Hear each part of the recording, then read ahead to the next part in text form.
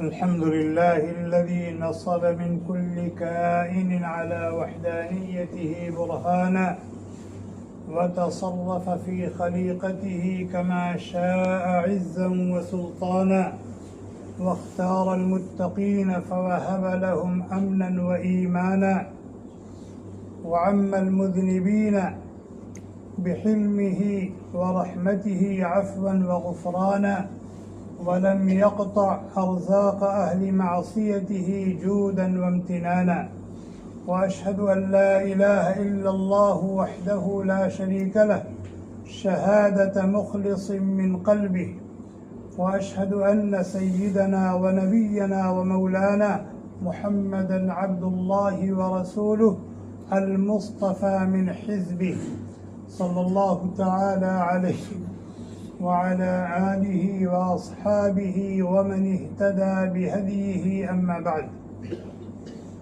أعوذ بالله من الشيطان الرجيم بسم الله الرحمن الرحيم يا أيها الذين آمنوا توبوا إلى الله توبة نصوحا وقال تعالى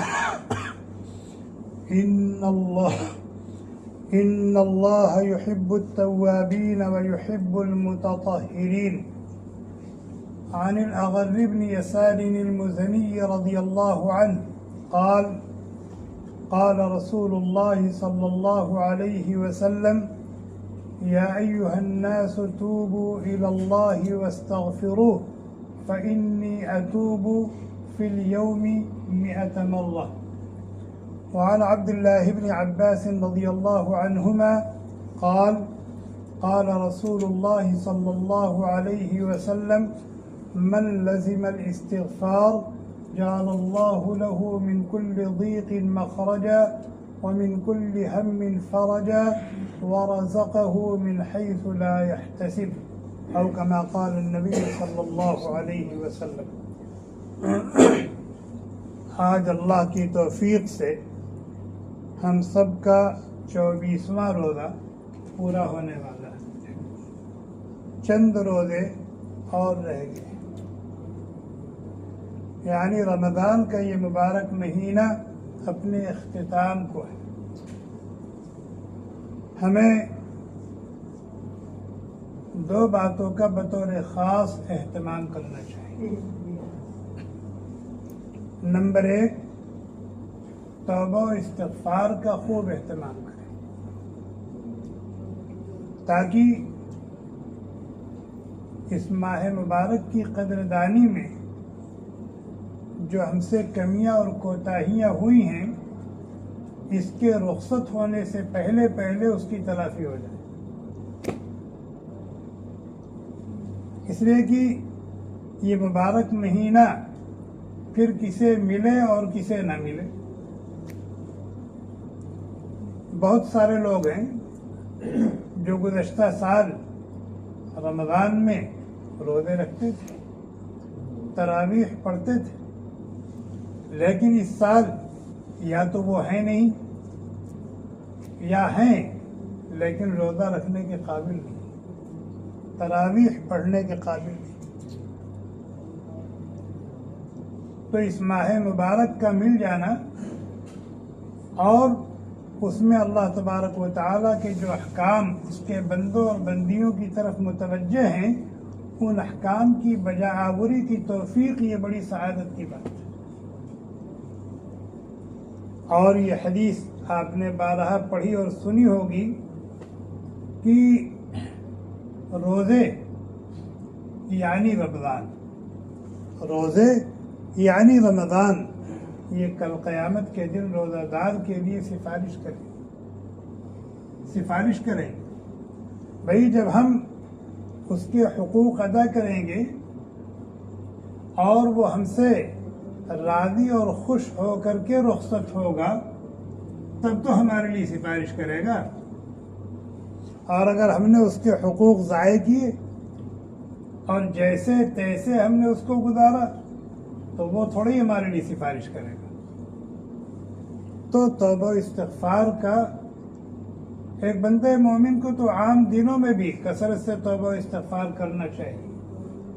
لیکن یہ مہینہ چونکہ بے انتہا مبارک مہینہ ہے، انتہائی قیمتی اور قابل قدر مہینہ ہے، اور بس چند دن باقی رہ گئے ہیں، تو توبہ اور استغفار کا بطور خاص اہتمام ہونا چاہیے۔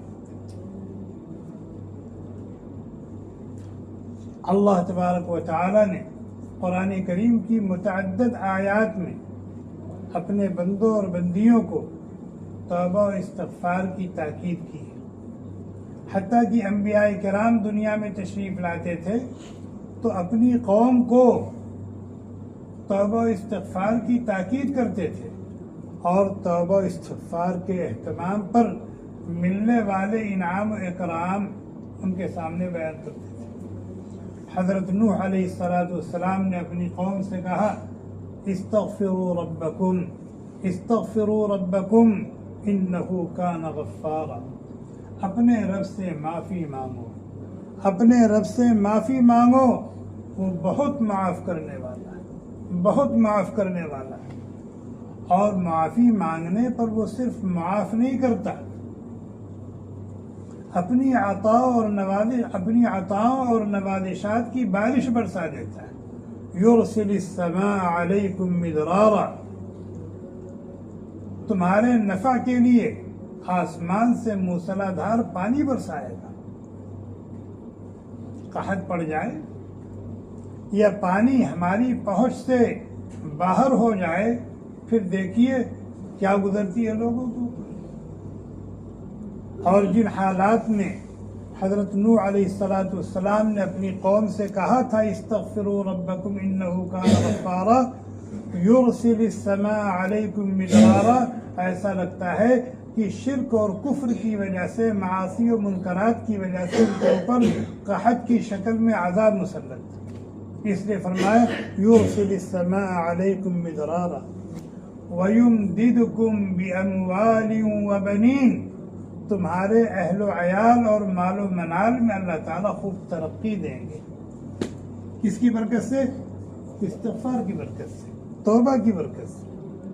وَيُمْدِدُكُمْ بِأَمْوَالٍ وَبَنِينَ، تمہارے اہل و عیال میں بھی ترقی ہوگی اور تمہارے مال و منال میں بھی ترقی ہوگی۔ وَيَجْعَلْ لَكُمْ جَنَّاتٍ وَيَجْعَلْ لَكُمْ أَنْهَارًا، اللہ تبارک و تعالی تمہارے لہلہاتے ہوئے باغات اور تمہیں لہلہاتے ہوئے باغات اور لہلہاتی ہوئی کھیتیاں عطا فرمائیں، اور تمہارے لیے چشمے، نہریں اور جھرنے جاری کر دیں گے۔ یہ سب کس کی برکات بیان کی جا رہی؟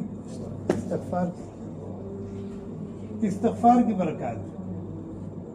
استغفروا ربکم انہ کان غفارا یرسل السماء علیکم مدرارا وَيُمْدِدُكُمْ بِأَمْوَالٍ وَبَنِينَ وَيَجْعَلْ لَكُمْ جَنَّاتٍ وَيَجْعَلْ لَكُمْ أَنْهَارًا۔ حضرت ہود علیہ السلام نے اپنی قوم سے کہا، استغفروا ربکم ثم توبوا الیہ، اپنے رب سے معافی مانگو اور اس کی طرف پلٹو، اس کی طرف رجوع کرو۔ یمتعکم متاعا حسنا الی اجل مسمى، اللہ تبارک و تعالی ایک وقت مقرر تک، جتنی زندگی لے کر کے آئے ہو اس وقت تک اللہ تبارک و تعالی بہترین سکون کی، عافیت کی، خوشی اور راحت کی زندگی عطا فرمائے۔ ابھی میں نے حدیث سنائی، حضرت عبداللہ ابن عباس رضی اللہ تعالی عنہما کہتے ہیں، رسول اللہ صلی اللہ علیہ وسلم نے فرمایا، ترمذی اور مسند احمد کی روایت ہے، من لزم الاستغفار جعل اللہ له من كل ضیق مخرجا، جو استغفار کو اپنا شیوا بنا لیتا ہے، استغفار کا اہتمام کرتا ہے، اللہ تعالیٰ اس کو ہر تنگی سے اس کو آسانی عطا فرماتے ہیں۔ من كل ضیق مخرج، اس کو نظر آئے گا کہ راستہ بند ہے، لیکن جب وہ آگے جائے گا تو جاتا جائے گا اور راستے کھلتے جائیں گے۔ زندگی کی پرپیچ راہوں میں اللہ تعالیٰ راہیں عطا فرمائیں گے، کس کی برکت سے؟ استغفار کی برکت سے۔ من لزم الاستغفار جعل اللہ له من كل ضیق مخرجا ومن كل ہم فرجا، اور ہر مشکل کو آسان کر دے گا۔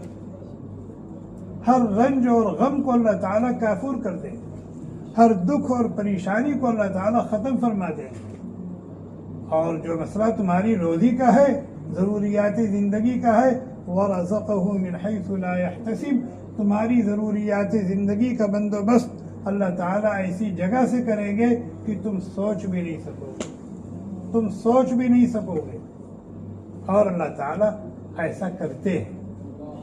اور ہم لوگ اس کا کہتے بھی یار میرا کام یہ اس طرح سے ہو گیا کہ میں سوچ بھی نہیں سکتا تھا، میری یہ ضرورت ایسی جگہ سے اور ایسے طریقے سے پوری ہوئی کہ میرے وہم و گمان میں بھی نہیں تھا کہ ایسے بھی ہو جائے گا۔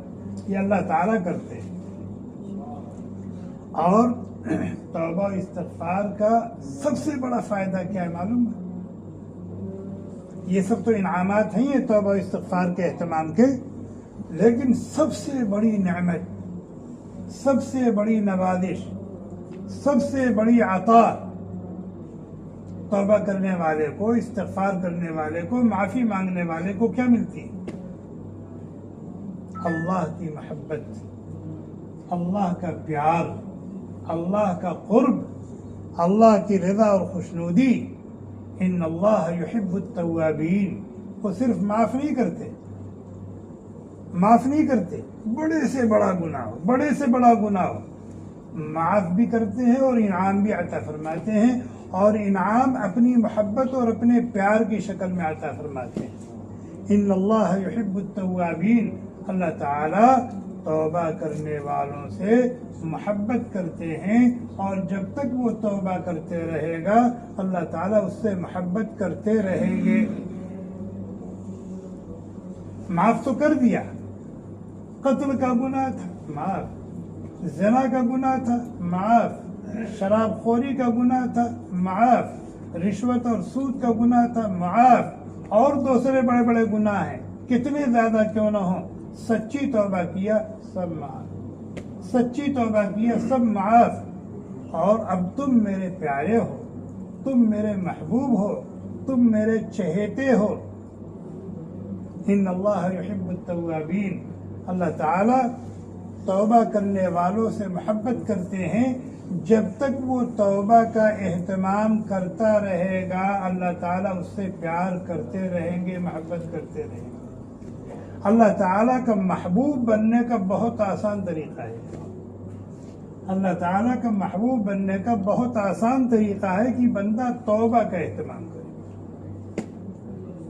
اور اللہ کے نبی علیہ السلام نے اپنی امت کے ایک ایک فرد کو، مرد ہو یا عورت، توبہ کے اہتمام کی ترغیب بڑے عجیب انداز سے دی، توبہ کے اہتمام کی ترغیب بڑے عجیب انداز سے دی ہے۔ کیسے دی ہے؟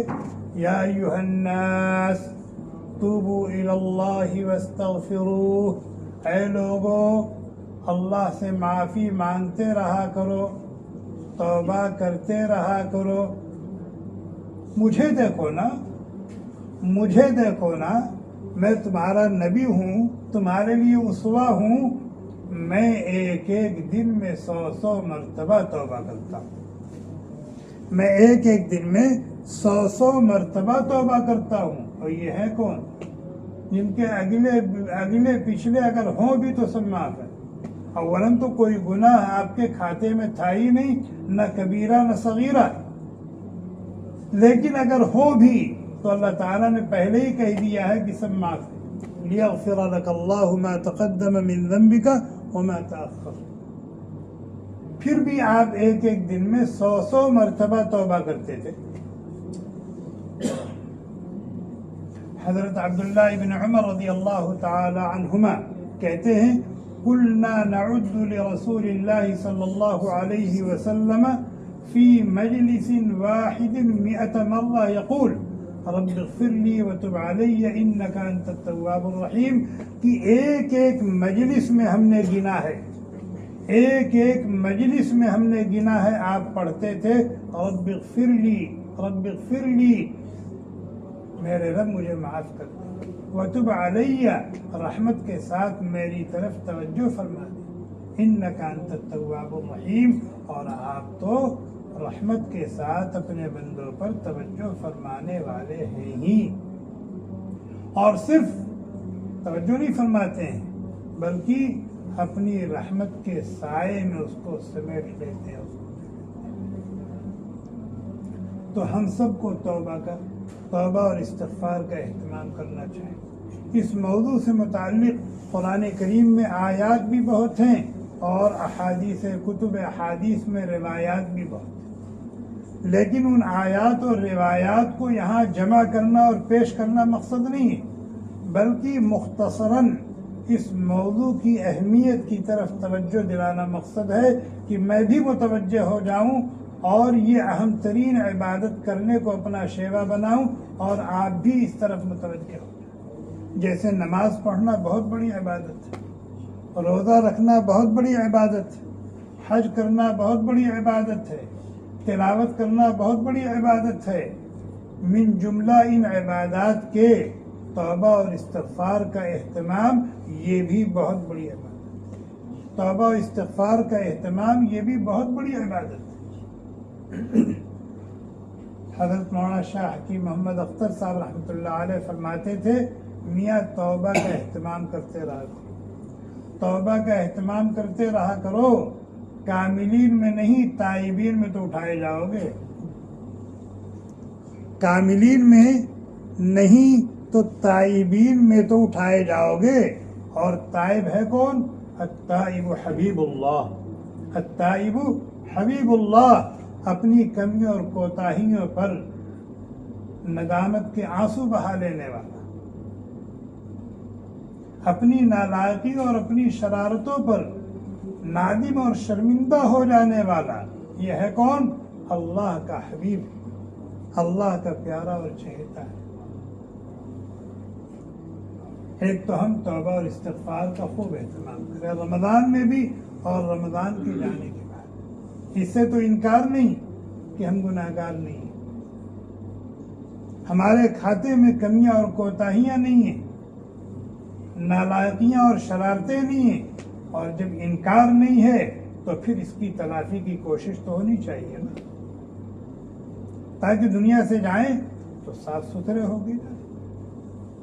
جنت کے قابل بنانے کے لیے ہمیں جہنم میں نہ ڈالنا پڑے، اسے کہ اگر ہم یہاں سے گندے گئے تو ایمان کی برکت سے اگر جنت کا استحقاق ہوگا بھی تو گندگی کے ساتھ تو جنت میں نہیں جا سکتے۔ اللہ تعالیٰ نے اگر معاف نہ کیا تو پھر جنت کے قابل بنانے کے لیے جہنم میں بھیج کر کے دھلائی صفائی ہوگی، اس کے بعد پھر جنت میں۔ لیکن کتنے دن دھلائی ہوگی اور کس کس شکل سے دھلائی ہوگی اللہ جانے۔ اور اگر ہم توبہ و استغفار کا اہتمام کرتے رہے تو انشاءاللہ دنیا سے جائیں گے، اس لیے کہ روز کا روز معاملہ صاف ہو رہا ہے، روز کا روز معاملہ صاف ہو رہا ہے، روز کا روز معاملہ صاف ہو رہا ہے تو نام عمل صاف ہے۔ لیکن توبہ بھی سچی توبہ ہونی چاہیے۔ کون سی توبہ؟ سچی توبہ، جھوٹی توبہ نہیں کہ زبان پر تو توبہ کے الفاظ ہیں اور دل میں پھر اس گناہ کو کرنے کا ارادہ ہے، نہیں۔ سچی توبہ کہ جو زبان پر ہو کہ اے اللہ معاف کر دیجیے، میں نالائق ہوں، میں نے یہ شرارت کی ہے، مجھے بہت شرمندگی ہے، پچھتاوا ہے، افسوس ہے، اور یہ توبہ بھی صرف اللہ کی رضا کے لیے ہونی چاہیے، اللہ کو خوش کرنے کے لیے، اللہ کی محبت اور اس کی عظمت کے تقاضے سے، اور اس سے اجر و ثواب کا امیدوار بن کر کے، دنیا مقصد نہ ہو۔ اس لیے کہ کبھی کبھی توبہ کس کے لیے ہوتی ہے؟ اپنی عظمت رفتہ کو بحال کرنے کے لیے بھی توبہ بندہ کرتا ہے۔ مثلا کوئی غلطی ہو گئی، کوئی گناہ ہو گیا، اور اس غلطی اور گناہ کا لوگوں کو علم بھی ہو گیا،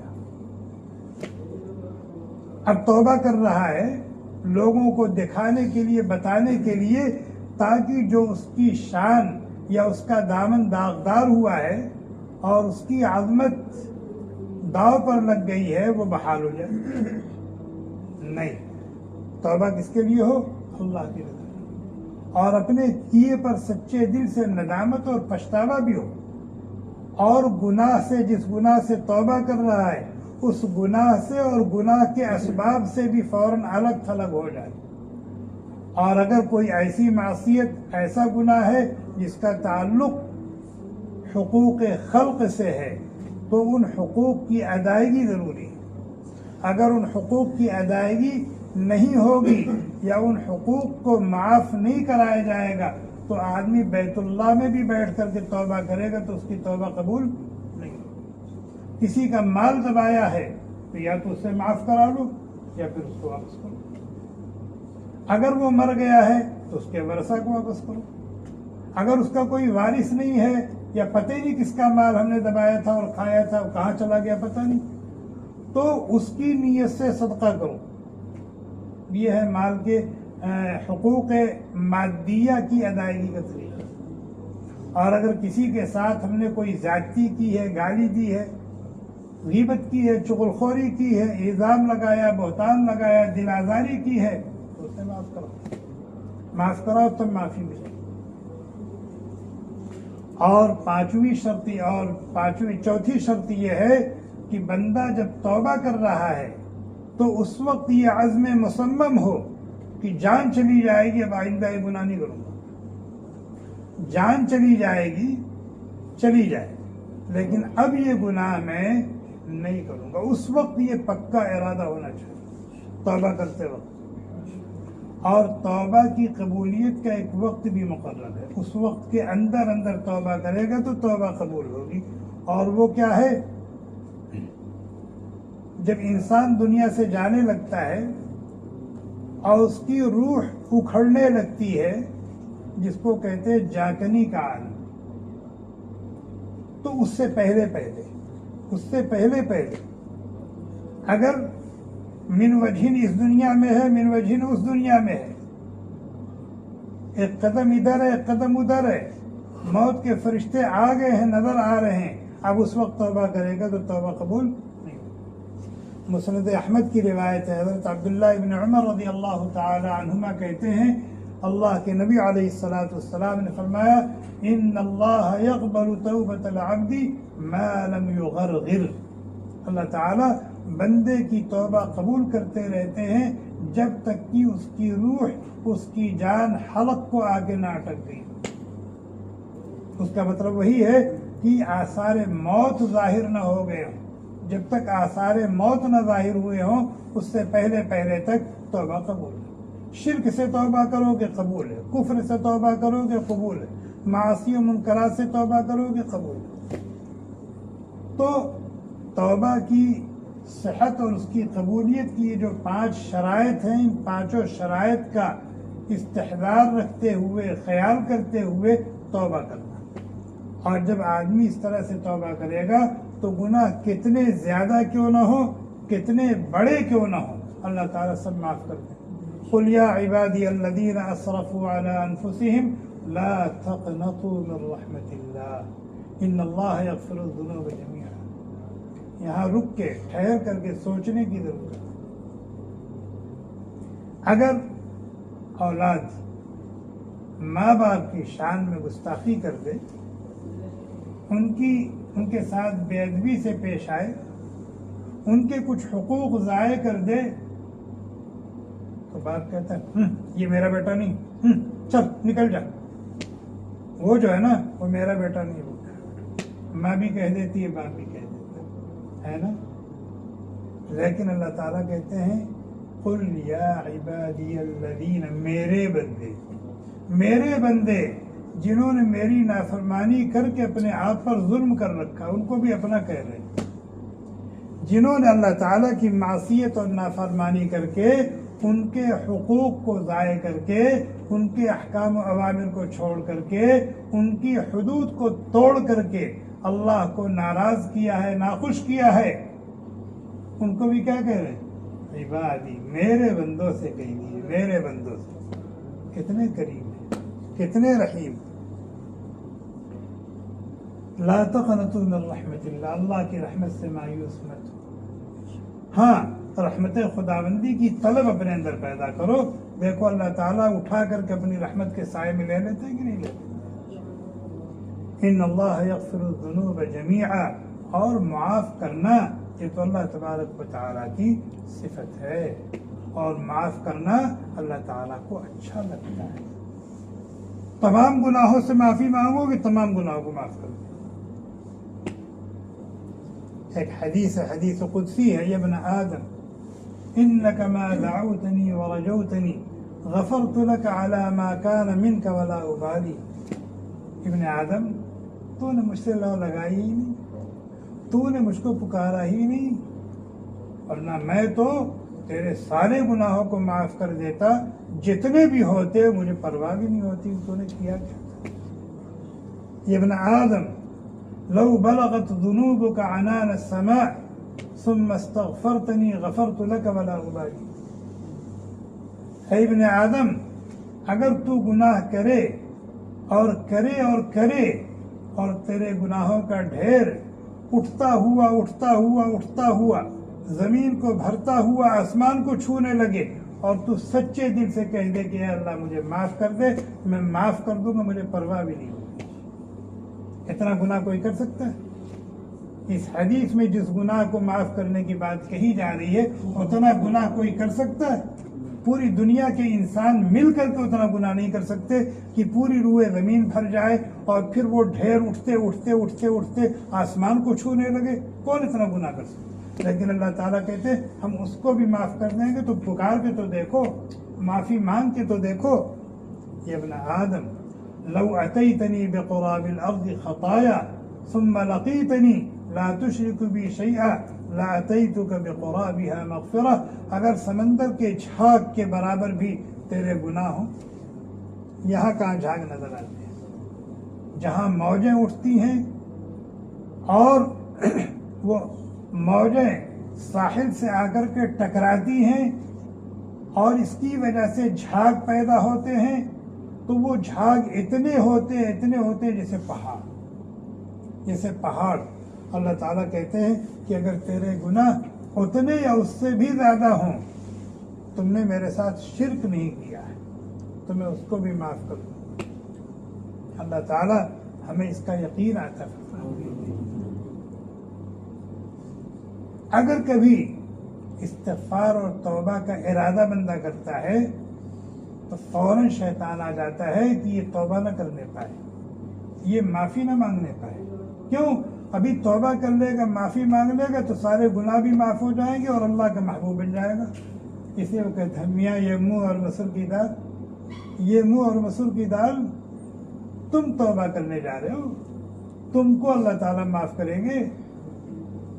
دیکھو یہ کیا یہ کیا یہ کیا یہ کیا یہ کیا، کہاں معافی، کہاں معافی.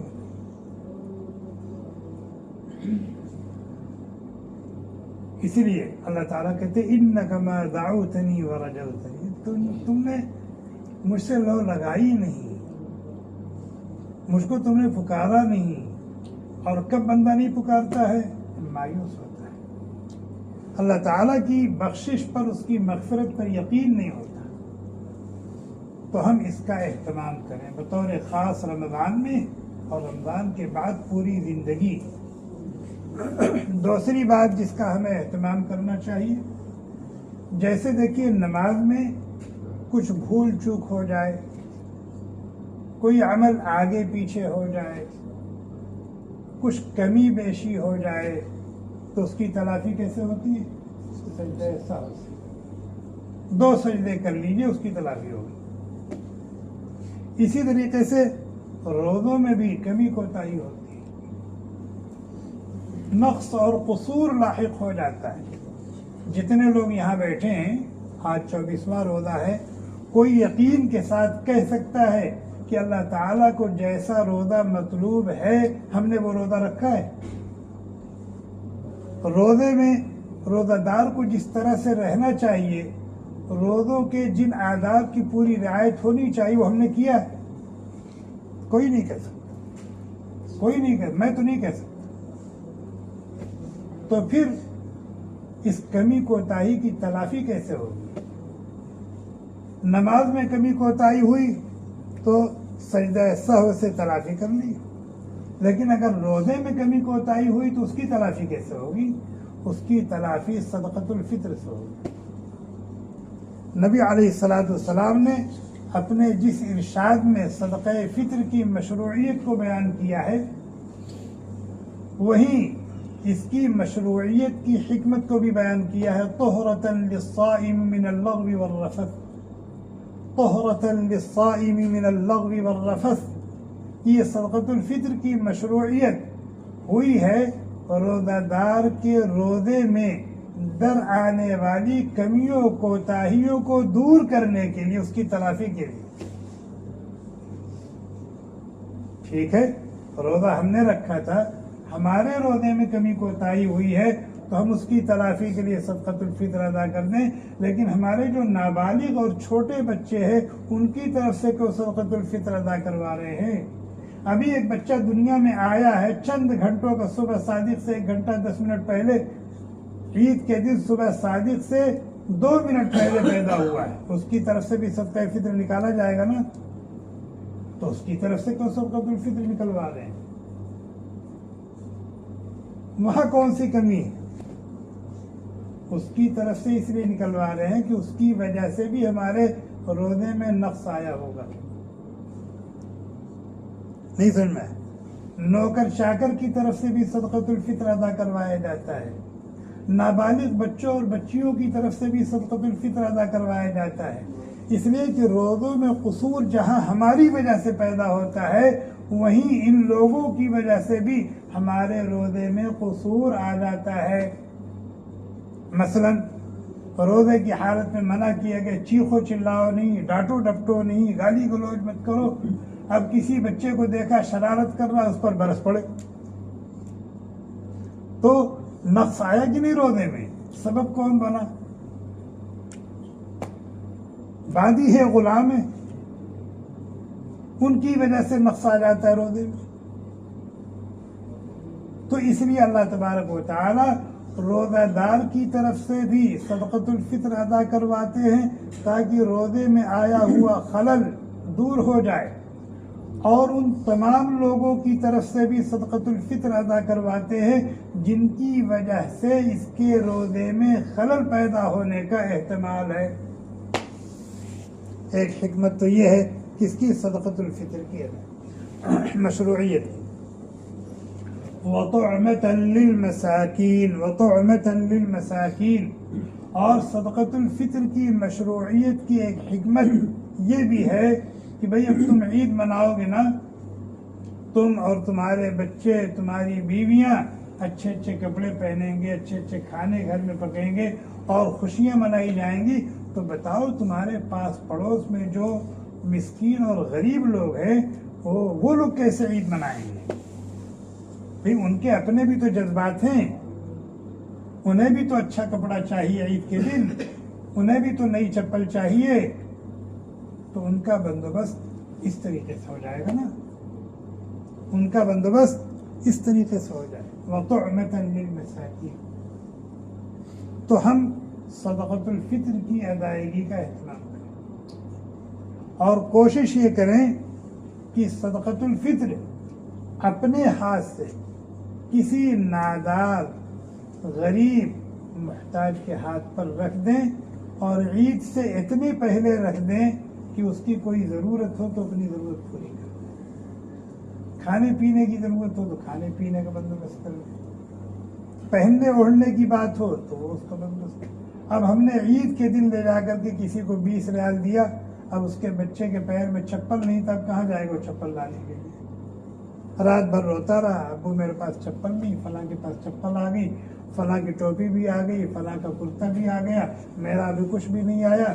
اب باپ اس کو، ماں اس کو تھپکی دے کر کے تسلی دے رہی. اب اگر ہم نے دیا تو وہ کیا کرے گا اس کا؟ اس لیے اس کا بہت زیادہ. تو مولانا ہر سال پوچھتے، ایک ہی آدمی میرے علم میں ہے ہر سال مجھ سے پوچھتا ہے کہ اس سال صدقۃ الفطر کتنا ہے. ہر سال پوچھتا ہے. گروپ میں آپ دیکھ رہے ہوں گے کیسے کیسے سوالات، ایک ہی سوال ہر آدمی کر رہا ہے، صدقۃ الفطر کتنا ہے؟ 15,000. ہاں تو اس طرح کے حالات ہیں، اس طرح کے ظروف ہیں، تو کیا دینا ہی پڑے گا پھر. صدقۃ الفطر کے بارے میں اصول یاد رکھیے گا، نہ 15 ریال نہ 20 ریال. صدقۃ الفطر کے بارے میں اصول یاد رکھیے، نہ 15 ریال، نہ 20 ریال، نہ 10 ریال،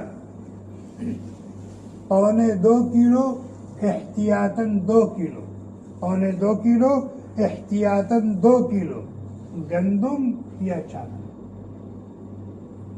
3.5 کلو کشمش یا کھجور یا جو یا پنیر۔ یہ ہے صدقۃ الفطر کی مقدار، یہ ہے صدقۃ الفطر کی مقدار۔ آپ یہاں نکالنا چاہتے ہیں تو یہی مقدار، انہی میں سے کوئی مقدار یہاں نکال دیں۔ پاکستان میں نکالنا چاہتے ہیں، انڈیا میں، بنگلہ دیش میں، نیپال میں، برما میں، یہ نکال دیں 2.25 کلو، یعنی احتیاطاً 2 کلو گیہوں یا چاول یا 3.5 کلو کھجور۔ کھجور کون سی؟ 5 ریال کلو بھی ملتی ہے کھجور، 40 ریال کلو بھی ملتی ہے۔ آپ جو کھاتے ہیں، آپ جو کھاتے ہیں، رمضان بھر آپ نے روزہ کس کھجور سے افطار کیا ہے، وہ کھجور صدقۃ الفطر میں نکالو یا اس کی قیمت نکالو۔ اور اگر آدمی قیمت نکالنا چاہتا ہے تو جس ملک میں ہے جہاں اس کو عید کرنا ہے، جس ملک میں ہے جہاں صبح صادق ہوئی ہے عید کی، جہاں اس کو عید کرنا ہے، وہاں کی قیمت کا اعتبار ہوگا۔ اور اس کے بچے، نابالغ بچے بچیاں کہیں بھی ہوں، وہ ان کا بھی صدقۃ الفطر وہیں کے اعتبار سے نکالے گا جہاں کے اعتبار سے اپنا نکال رہا ہے۔ بات سمجھ میں؟ بیوی اگر اپنے ملک میں ہے تو اس کا صدقۃ الفطر وہاں کے اعتبار سے نکالا جائے گا۔ بچے بالغ ہیں، بچیاں بالغ ہیں، وہ اپنے ملک میں ہیں، ان کا صدقۃ الفطر وہاں کے اعتبار سے نکالا جائے گا، اس لیے کہ ان کے صدقۃ الفطر کی ادائیگی کا ذمہ دار یہ باپ نہیں ہے۔ یہ باپ ان کے صدقۃ الفطر کی ادائیگی کا ذمہ دار ہے جو بچے نابالغ ہیں، جو بچیاں نابالغ ہیں۔ تو ان کا صدقۃ الفطر اگر قیمتاً ادا کیا جا رہا ہے تو وہاں کے اعتبار سے کیا جائے گا جہاں اس کا باپ موجود ہے، اور جہاں کے اعتبار سے وہ اپنا صدقۃ الفطر ادا کر رہا ہے۔ دوسری چیز یہ ہے کہ 2.25 کلو یا 2 کلو گندم یا چاول وہ مالدار نکالے جو ادنا درجے کا مالدار ہے، بس مالدار ہے، بس شریعت کی نظر میں مالدار ہے وہ، تو وہ نکالے 2 کلو گیہوں، 2 کلو چاول یا اس کی قیمت۔ لیکن اگر وہ کوئی واقعتاً مالدار ہے، اب لکھپتی ہے، وہ بھی 15 ریال نکال رہا ہے، کروڑ پتی ہے، وہ بھی 15 ریال نکال رہا ہے، ارب پتی، کھرب پتی، وہ بھی 15 ریال۔ تماشا ہے۔ اگر آپ کو اللہ تعالیٰ نے صاحب حیثیت بنایا ہے تو اللہ کے بندے اللہ کا شکر ادا کرو، بجائے 2 کلو گیہوں اور اس کی قیمت نکالنے کے 3.5 کلو کھجور یا اس کی قیمت کیوں نہیں نکالتے؟ چلو طے کر لیتے ہیں، گزشتہ سال ہم نے 2.25 کلو یا 2 کلو گیہوں یا اس کی قیمت نکال دی تھی، چلو تھوڑا سا ذائقہ بدلتے ہیں، روزانہ ایک ہی کھانا کھا کر کے روز بریانی، چلو آج ٹکا کھائیں گے، آج پکا کھائیں گے، تو چلو ایک مرتبہ گندم نکال دیا صدقۃ الفطر میں، ایک مرتبہ چاول نکال دیا، چلو آج کھجور نکال دیتے ہیں، 3.5 کلو کھجور یا اس کی قیمت صدقۃ الفطر میں نکال دیتے ہیں، چلو اگلی مرتبہ 3.5 کلو کشمش کی قیمت نکالتے ہیں۔ کر سکتے ہیں نہیں کر سکتے؟ کرنا چاہیے کہ نہیں کرنا چاہیے؟ اور اگر ہم اس طرح سے اپنے حوصلے کو بلند کریں گے اور اپنی حیثیت کے مطابق، حیثیت سے اوپر اٹھ کے نہیں، اپنی حیثیت کے مطابق خرچ کریں گے تو فقیروں کا بھلا ہوگا کہ نہیں ہوگا؟ فقیروں کا بھلا ہوگا کہ نہیں ہوگا؟ اس کا بہت زیادہ خیال۔ اگر 3.5 کلو اوسط درجے کی کھجور کی قیمت یہاں 50 ریال ہوتی ہے اور ہم چاہتے کہ ہم اپنا صدقۃ الفطر اپنے ملک میں دیں تو 50 ریال کے روپے کتنے بنتے وہ دے دو، یا چلو ہم 25 ریال نکالنا چاہتے ہیں اور اپنے ملک بھیجنا چاہتے ہیں، ٹھیک ہے، 25 ریال کے انڈین کتنے روپے بنتے ہیں وہ وہاں دلوا دو فقیر کو، پاکستان میں 25 ریال کے کتنے روپے بنتے ہیں وہ وہاں دلوا دو۔ یہ ہے صدقۃ الفطر کی ادائیگی کا طریقہ۔ اور ہم جب زکوٰۃ ادا کریں یا صدقۃ الفطر ادا کریں تو اس کو بوجھ سمجھ کر کے نہیں، بددلی کے ساتھ نہیں، بطیب خاطر، शौक़ व ज़ौक़ के साथ और एहसास शुक्र के साथ कि आज अल्लाह ताला ने हमें इस काबिल बनाया कि हम देने वाले हैं। हम क्या हैं? देने वाले हैं। अल्लाह ताला चाहते तो हमें लेने वालों में भी तो शामिल कर सकते थे। देने वाला बेहतर होता है कि लेने वाला बेहतर होता है? देने वाला बेहतर है। तो कोशिश करके आदमी अपने आप को बेहतर लोगों की सफ में शामिल करे, लेकिन हम लोग क्या करते हैं? बेहतरीन लोगों की सफ़ों से निकलने की कोशिश करते हैं और कोशिश करते हैं कि किसी तरह ज़कात की अदायगी की जिम्मेदारी से हम सबक दें। तुम्हारा तो ज़कात फ़र्ज होगी, बस मेरे पास देखिए इतना कर्जा भी है, हाँ, और ये फिर इतना ये भी है, और फिर मैंने ये भी ले रखा है, तो भी ज़कात देनी पड़ेगी। यानी मालदार बनने से आदमी क्या कर रहा है? भाग रहा है, सिर्फ किस लिए? ज़कात से बचने के लिए। ज़कात से बचने के लिए, सदक़तुल फ़ित्र की अदायगी से बचने के लिए नहीं। माल कमाना चाहिए जायज़ तरीके पर, अच्छी नीयत से, और मालदार बनकर ज़िंदगी गुजारना चाहिए। ये शरअन मतलूब है ताकि आप ज़कात दे सकें। अहम तरीन फरीदा है। आप हज कर सकें, आप उम्रा कर सकें, आप अल्लाह ताला के गरीब और मुहताज बंदों और बंदियों की हाजत रवाई कर सकें। अल्लाह ताला से इसकी तौफीक भी मांगनी चाहिए। मैं अक्सर कहा करता हूँ, इससे पहले भी मैंने कहा था कि जेब में 100 रियाल हैं, 2.5 रियाल निकालते हुए जान निकलती है। जेब में 100 रियाल हैं, उसमें से 2.5 रियाल, भाई 100 रियाल की ज़कात कितनी बनेगी? 2.5 ही रियाल ना। 2.5 रियाल देते हुए जान निकलती है, कलेजा फटता है। लेकिन अगर भूख लग गई, नाश्ते का तकाजा है, तो होटल में जाता है, 20 रियाल का नाश्ता करता है और खिलाल लेकर के दांत साफ करते हुए मुस्कुराता हुआ मोश पे ताव देकर के 100 को 80 बना करके जा रहा है। अब उसको एहसास नहीं, उसकी फिक्र नहीं, क्या 100 के 80 हो गए,